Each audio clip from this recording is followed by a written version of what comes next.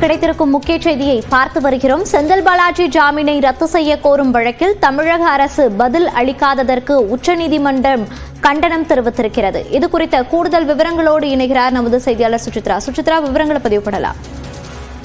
அமைச்சர் செந்தில் பாலாஜியினுடைய ஜாமீனை ரத்து செய்ய வேண்டும் என்ற ஒரு கோரிக்கையை வலியுறுத்தி வித்யாகுமார் என்பவர் தாக்கல் செய்த மனு மீதான விசாரணை தற்பொழுது உச்சநீதிமன்றத்தில் தொடங்கியிருக்கிறது. நீதிபதி அபய் ஓகா தலைமையிலான அமர்வில் இந்த வழக்கு என்பது விசாரிக்கப்பட்டு வரும் நிலையில் ஏற்கனவே இந்த விவகாரத்தில் அவர் ஏன் அமைச்சராக தொடர வேண்டும், பல்வேறு இந்த வழக்கினுடைய சாட்சிகள் அரசு பொறுப்புகள் இருப்பதன் காரணமாக அவர் அமைச்சராக இருப்பதால் அதற்கு பாதிப்பு ஏற்படும் என்ற ஒரு கருத்தை முன்வைத்து தமிழ்நாடு அரசு இது தொடர்பான விளக்கத்தை அளிக்க வேண்டும் என்ற ஒரு உத்தரவை உச்சநீதிமன்றமானது வழங்கியிருந்தார். அதற்கு தற்பொழுதும் தமிழ்நாடு அரசு பதிலளிக்கவில்லை என்ற ஒரு கண்டனத்தை நீதிபதிகள் தற்பொழுது முன்வைத்திருக்கிறார்கள். மிக முக்கியமாக கடந்த முறை நோட்டீஸ் அனுப்ப வேண்டாம் என்று கூறிய பொழுது செந்தில் பாலாஜி அமைச்சராக தொடர்பாரா இல்லையா என்பது தொடர்பான பதிலை அளிப்பதாக உத்தரவாதம் அளித்தீர்கள். ஆனால் தற்பொழுது வரையிலும் 3 வழக்கறிஞர்கள் மாறியிருக்கிறார்கள், பதில் மட்டும் வரவில்லை என்ற ஒரு கடும் கண்டனத்தை நீதிபதி அபய் ஓகா தெரிவித்துள்ளது மிக முக்கியமாக பார்க்கப்படுகிறது. அதனுடைய வழக்கு விசாரணை தற்பொழுது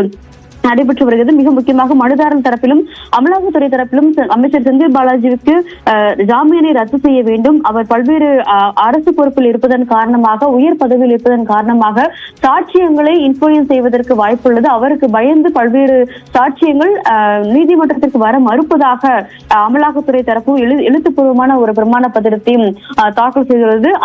அதே கருத்தை இன்று தற்போது நீதிமன்றத்திலும் அமலாக்கத்துறையுடைய வழக்கறிஞர் சொலிசிட்டர் ஜெனரல் துஷார் மேத்தாவும் முன்வைத்து வருவதையும் நம்மால் பார்க்க முடிகிறது. அதனால் தற்பொழுது இந்த விவகாரத்தில் உடனடியாக பதில் வழங்க வேண்டும் என்ற ஒரு கடுமையான கண்டனத்தை தமிழ்நாடு அரசிற்கு தற்போது உச்சநீதிமன்ற நீதிபதிகள் முன்வைத்து வருகிறார்கள்.